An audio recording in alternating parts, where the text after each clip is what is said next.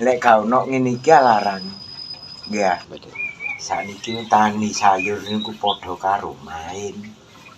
Wong tani sayur mboten roh lho regane. Saiki kali bakul digawa tok jebret. Maro ndek pasar payu 1000 ya dikekno sing 700.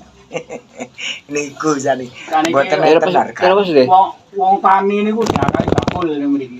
Sakniki nggih sampean bakule kula gadah sayuran, sampean beto mboten. Mboten dituku. Niki Rokim niki nami Rokim niki sugih bocah niki. Wah, yo Mboten dituku. Oh ngoten. Digawa tok kok payune ndek pasar pamane 1000. Dikekno aku ya 700.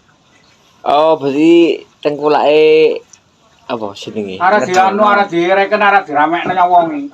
Kaya kula gadah sayur ya. Kula gadah sawi. Saprapat. Mesti mikiriten. Dari pohon wis mbok pira-pira ora ro. Ngoten mare ngono. Engko totalan wis wonten panen ditotal pun ngoten lho. Ceritane ngoten. Dadi enak ta Mas yo glek soge ta wong ora ro. Iki pira regane? Ya ora ono. Betul bondo. Saged rugi.